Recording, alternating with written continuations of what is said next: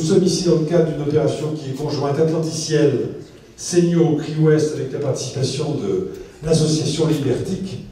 Et nous sommes ici, but de la manœuvre, pour y voir plus clair dans ce qui est déjà annoncé par le web de données, notamment avec l'open data, c'est-à-dire l'ouverture des données publiques. Mais je ne vous ferai pas l'injure de vous expliquer ce que c'est, on va le voir, parce que c'est quand même pas aussi simple que ça. Ouverture des données publiques dans laquelle Nantes s'est bien entendu lancée sur les thèmes de la mobilité et du développement durable en première étape. Alors pour parler de tout cela, de gauche à droite, sur notre dispositif, il nous en manque un qui est en ce moment coincé dans les embouteillages, Claire Gallon qui est la porte-parole de l'association Libertic, Jean-Pierre Bailly qui est le directeur du département général des ressources numériques de Nantes Métropole et de la ville de Nantes. Et vous êtes surtout, Jean-Pierre, coordinateur du projet Open Data, qui est notre sujet de ce soir. Ensuite, vous avez Mathieu Lega-Colagnier qui dirige l'entreprise Escale Digital à Nantes, et puis Guillaume Brachia qui est maître de conférence à Polytech Nantes, où il enseigne l'informatique et les bases de données. Et il est chercheur au LINA, au laboratoire informatique transatlantique, sur les bases de données, la réduction de données, la recherche d'informations, la classification automatique, toute série de choses bien utiles pour exploiter ces données ouvertes au public. Alors, avec vous, Claire, vous allez prendre un micro, s'il vous plaît. D'abord, il faut savoir que vous êtes largement responsable du fait que Nantes ait ouvert ces données, parce que vous êtes une lobbyiste, comme porte-parole de l'association Libertic, que vous militez ouvertement et fortement pour l'ouverture des données publiques. Et on va, avant de vous demander pourquoi vous faites ça, on va essayer de cerner notre sujet. L'open data, c'est quoi? Ça va servir à quoi? Quelles sont ces données qui sont ouvertes au public? Qu'est-ce qu'on va pouvoir en faire? Et quel est l'intérêt de les ouvrir? Bonsoir à tous. Je dois répondre à toutes ces questions. Oui, alors on va les reprendre dans l'ordre. Les données publiques qui sont ouvertes, de quoi s'agit-il? Ce sont des données uniquement d'institutions publiques ou quel est le périmètre? Excusez-moi. Alors déjà, juste pour revenir sur la définition, quand on parle d'open data, c'est la mise à disposition de données numériques de manière à ce qu'elles soient accessibles, réutilisables par tous. Donc l'open data, c'est ça. Et ça concerne aussi bien les entreprises privées que les associations, que les organismes publics. Ça concerne tout le public. Sur les détenteurs de données, ça concerne toute typologie de détenteurs de données. Voilà. Alors, maintenant, quelles sont les données qu'on ouvre? Alors, pour les collectivités... C'est uniquement les collectivités, qu'elles soient les institutions étatiques, les collectivités, les grandes entreprises publiques. Essayez de nous faire cerner le périmètre de ces bases de données. Je vous propose dans ce cas de rester en l'occurrence sur les collectivités et les organismes pour simplifier. Pour ce qui est des données publiques, il y a tout simplement un cadre législatif en France qui indique que tout citoyen, toute entreprise peut demander des informations publiques et a le droit d'accès à ces informations. Donc sur ce qui est des collectivités publiques, c'est très simple, sont mises à disposition les données publiques. Alors la question, voilà, qu'est-ce qu'une donnée publique? C'est une donnée collectée dans le cadre d'une mission de service public, donc aussi bien les données des collectivités que des délégataires, et ça concerne des thématiques extrêmement variées, tourisme, transport, environnement, démographie, toutes ces informations qui sont détenues aujourd'hui par les administrations, qui leur permettent de gérer le territoire, mais qui jusqu'à présent n'étaient pas forcément des données qui étaient accessibles et réutilisables par tous. Alors elles sont accessibles en ligne, c'est ça l'intérêt de la chose. Parce que qu'elles soient accessibles parfois au terme de longues démarches avec des demandes écrites, etc., des interlocuteurs plus ou moins ouverts pour certaines données, un droit qui restreint malgré tout quelques éléments de la donnée dite publique, collectée en tous les cas par l'institution. Toutes ces données-là, elles sont en ligne maintenant. Elles vont être appelées à être en ligne. Alors, et c'est là où l'open data va plus loin même que la réglementation actuelle, qui indique qu'en effet, on met à disposition une fois qu'il y a eu la demande, mais avec l'open data, on met à disposition sans même qu'il y ait eu de requête. C'est-à-dire qu'il y a une plateforme, un site internet, tout est à disposition, il n'y a pas besoin en effet de faire des démarches, des dossiers, etc., des procédures. c'est à disposition sur un site et requêtable et utilisable par tous. Et ces données, en tous les cas, elles respectent la législation en la matière, et il y a des parties qui sont aveugles, du moins qui ne sont pas accessibles à tout le monde. Tout à fait. Là encore, pour revenir sur la loi sur le droit d'accès à l'information, toutes les données qui concernent la sécurité, la défense, les données à caractère personnel ne sont pas du tout des données que l'on trouvera sur les sites open data. De toute façon, la législation interdit la mise à disposition de ce type de données. Donc les données privées ne seront pas en ligne. Alors, là, les tags que vous nous présentez rendent tout de suite assez esthétique, apparemment, ces données. En fait, elles ne vont pas du tout avoir cet air moderne et accessible et joli. Souvent, c'est des fichiers Excel, c'est des trucs absolument imbuvables, non? Alors, dans la mise à disposition de données, il y a des critères définis à respecter, notamment des formats et des licences ouvertes. Donc, il peut y avoir des tableurs Excel, il y a aussi des tableurs OpenOffice. Oui, j'ai dit ça par maladresse, parce qu'on a bien sûr d'autres. Mais en effet, ce sont des données brutes. Donc, en ce sens, pour le citoyen lambda, accéder à ce genre de plateforme, quand il n'y a pas un outil de visualisation associé à ces données-là, ça peut être un peu plus complexe parce que c'est de la donnée brute, ce sont des fichiers, des tableaux. Par contre, certaines plateformes de données intègrent un outil de visualisation, comme la plateforme du CGE 71, qui permet aux utilisateurs de visualiser directement sous forme d'histogramme, par exemple, des données. Alors, est-ce qu'on peut prendre un de ces sujets, en particulier, tiens, parmi les deux que Nantes ouvre, la mobilité? Est-ce que, par exemple, on va avoir un tableau ou un tableur Office, ouvert à tout le monde, qui va permettre par exemple d'avoir tous les sites où il y a des vélos en libre service à Nantes? Je pense que ça c'est une question qu'il faudra poser en fait à oui, M. Bailly. Alors on va le trouver à Paris par exemple, ça? On va avoir la liste de... Est-ce qu'on va trouver tous les kiosques à journaux de Paris? Voilà, il est possible d'avoir ce genre d'informations en ligne, oui. Bon, alors, en tout cas, c'est jamais d'une utilisation immédiate sur un smartphone. Je suis là, je suis repéré par mon GPS et le plus proche marchand de journaux, il est à 200 mètres ou à 50 mètres, tant mieux. Ça, c'est pas encore... Alors là, on en vient à on en vient au stade de l'utilisation qu'on va pouvoir faire de ces données-là. Et là, c'est la question de l'écosystème, en fait, de l'open data. Vous avez d'un côté le détenteur de données qui met à disposition. Vous avez entre, finalement, l'usager final qui utilise l'application et ceux de cette donnée brute, vous avez en effet des intermédiaires qui vont valoriser ces données, qui vont leur donner un sens, que ce soit un article rédigé par un journaliste qui fait du data journalisme, que ce soit un designer qui fait de la visualisation, un développeur qui crée une application. En effet, il faut un traitement pour transformer cette donnée brute en service ou information. Voilà, parce qu'il s'agit d'une masse d'informations complètement indigeste.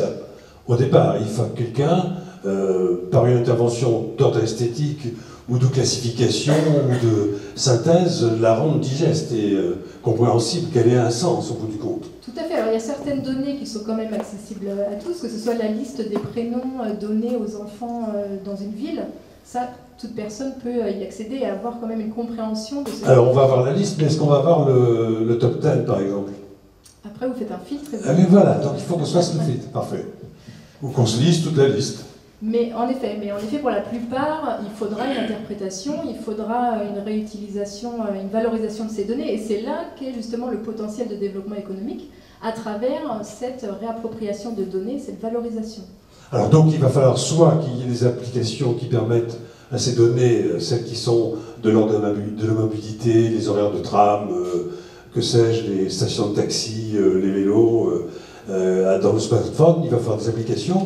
Et puis on va peut-être avoir des données qui vont intéresser des gens qui sont des marketeurs, qui font du marketing, peut-être pour une paroisse, mais aussi pour plusieurs. Expliquez-nous quelles sont les pépites qu'on peut trouver dans tout ça. Dites-nous en quoi votre imagination, sur quoi votre imagination s'est portée, et puis celle d'autres que vous connaissez et qui vont essayer d'en faire quelque chose de tout ça. des exemples de services divers. Alors, si on reste sur du marketing pur, et c'est très intéressant, avoir des informations sur le territoire pour une entreprise qui veut s'implanter sur un territoire, savoir si il veut s'installer sur telle zone industrielle, savoir s'il y a des transports à proximité, savoir s'il y a des postes, savoir s'il y a tout type d'infrastructures qui lui permettent ensuite de développer son activité, c'est extrêmement intéressant. Donc, par exemple, un outil décisionnel pour identifier la zone dans laquelle s'implanter. Toute donnée que dans Métropole Développement fournit à celui qui arrive comme un prospect, je voudrais m'installer à Nantes, il va l'avoir, ça. Ces données-là, il va pouvoir les vérifier, ça que vous nous dites? Alors, est-ce qu'il va l'avoir? Je ne sais pas. Je sais. Alors, non, Métropole Développement va lui mâcher tout ça, c'est clair. Il va avoir toute sa desserte. C'est le principe, c'est qu'à travers en effet cette mise à disposition de données, qui est aussi bien les collectivités qui s'engagent, mais les acteurs du territoire qui ont aussi des données intéressantes, et de créer finalement un catalogue qui puisse être exploité afin de créer des services autour de ces données. Alors, je suis allé regarder sur le site du gouvernement britannique, le site d'ouverture des données du gouvernement britannique. Il y a une 50aine d'applications, ce qui m'a paru pas extraordinairement, ça m'a apparu nombreux, 50. Pour l'essentiel, ce sont des données de cartographie. Ça se traduit par une carte et ça augmente, ça améliore, ça augmente la carte. Et vous avez regardé ce qu'il y a dessus, il y a des choses assez étonnantes et même visiblement des Miss Marple en herbe qui ont des applications sur des scènes de crimes augmentées. Ça vous inspire quoi, ça? Alors, il faut bien différencier.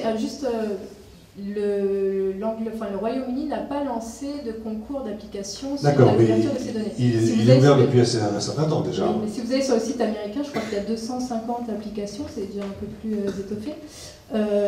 Pour revenir à la question de la criminalité, c'est pas lié à l'open data.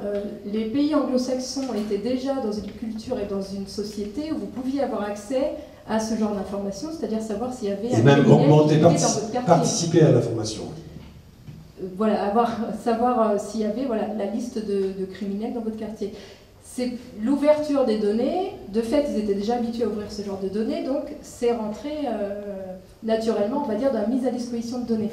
En France, ces informations-là, vous ne les trouvez pas aussi facilement, et c'est pas forcément dans la culture de les mettre à disposition et d'aller dans ce sens-là. Donc, c'est pas forcément le genre d'application qu'on va voir arriver massivement en France. Et il me semble par ailleurs que la granularité des données de la criminalité en France ne sont pas aussi impressionnantes que dans le système anglo-saxon et que ça ne permettrait pas de mettre en œuvre ce genre de... Et puis à chaque fois qu'on a essayé de faire un fichier sur ces questions-là, il y a des contestations et des polémiques aussi, donc il n'y a peut-être pas les données. Je trouve qu'en France, on est quand même beaucoup plus attentif aux données qui sont mises à disposition, aux données, à la non-libération justement des données nominatives et ce genre de choses, que dans les pays anglo-saxons qui ont une approche beaucoup plus libérale de l'ouverture.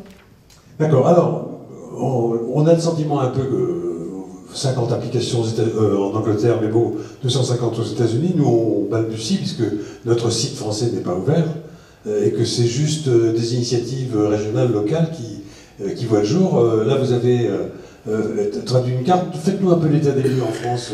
Expliquez-nous à quoi les zones, qu'est-ce qu'ils font, où est-ce qu'ils en sont. Alors aujourd'hui en France, il y a 7 plateformes de données. Ça a commencé donc à Rennes en 2010.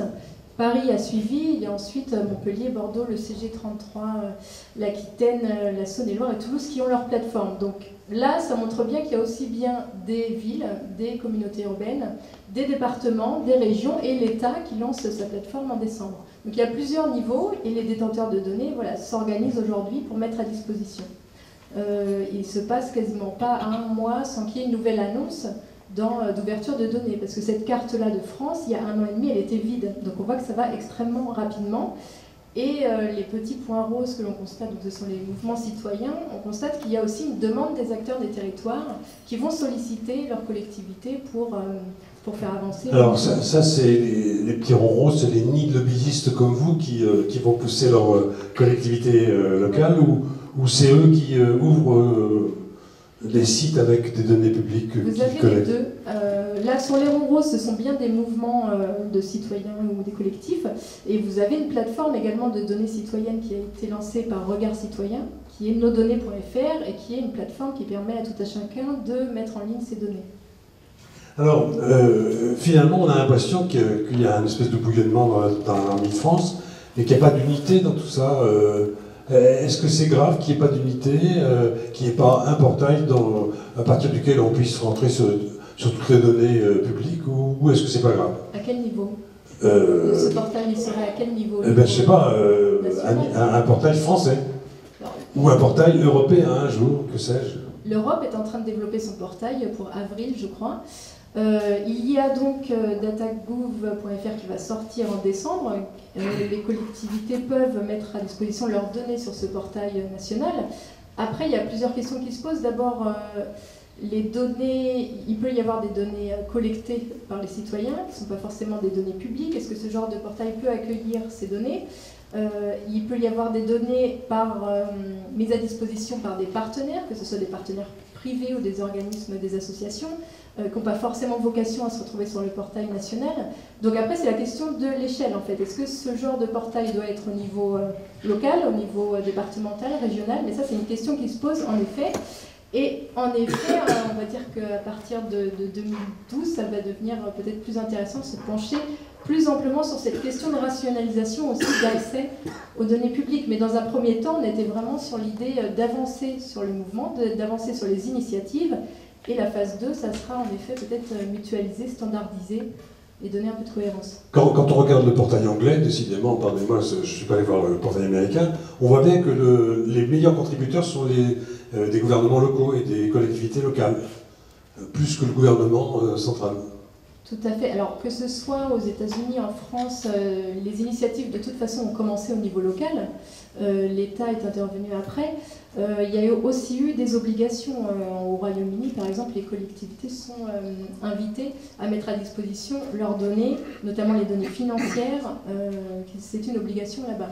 Aujourd'hui, cette obligation n'est pas faite pour les collectivités en France. Ce n'est pas une obligation. Bien, quand il a annoncé l'ouverture des données publiques à Nantes, Jean-Marc Ayrault a dit qu'il avait été convaincu par l'association dont vous êtes la porte-parole. Qu'est-ce que vous lui avez dit qui l'a convaincu, qui a convaincu ses équipes? Quel était l'argument? Monsieur le maire, il faut ouvrir ça. Quel était l'argument central?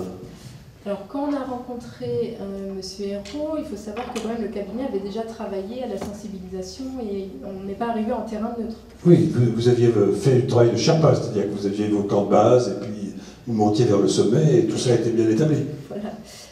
Après, durant la présentation, je pense qu'il y a eu deux moments qui l'ont interpellé. Le premier, c'était sur le volet économique, puisque c'était l'ordre de passage des diapositives. C'était sur le marché en fait, de la réutilisation des données publiques, où le chiffre était assez conséquent. Et le deuxième, c'était sur un projet de participation citoyenne. Et finalement, on voit bien que ce sont les deux volets finalement qui l'ont intéressé, mais je pense que toutes les collectivités sont dans ce cadre-là. Ils sont en train de mettre en place des dispositifs, ils veulent en obtenir le maximum d'impact positif, que ce soit sur le volet économique, sur le volet social. Quand Jean-Marc Ayrault fait l'annonce de cette ouverture de données, il le fait à l'inauguration de la cantine à Nantes, on est sur le volet économique. Quand il y a l'idée également, on ne l'a pas beaucoup évoqué, mais de participation et d'innovation ouverte avec les citoyens dans l'ouverture de données, ça rejoint totalement les initiatives telles que Ma Ville 2030. Donc il y a une cohérence dans ce schéma politique. Oui, parce qu'on sent bien qu'il y a une faculté de consultation des citoyens, de l'e-démocratie, alors tout ça, c'est ça? C'est aussi un des objectifs de l'ouverture, c'est d'obtenir de la lisibilité sur l'action publique, que ce soit la mise à disposition des budgets, des financements, la répartition, etc. Mieux comprendre la gestion du territoire pour mieux pouvoir s'impliquer dans cette gestion. Les données et l'information, c'est le pouvoir. À partir du moment où le pouvoir n'est pas partagé, il reste, on va dire, dans les mains d'une organisation, celle-ci a tout pouvoir ensuite de gérer. Si vous partagez cette information, ce pouvoir, vous invitez les citoyens aussi à s'engager dans les décisions. Parfait. Bon, on commence à y voir un peu plus clair. Merci beaucoup. L'homme qui nous a rejoint, je ne vous l'avais pas cité tout à l'heure, c'est Eric Bustaret. Il est DG d'entreprise New LC et il arrive de Rennes. Il mériterait presque des applaudissements.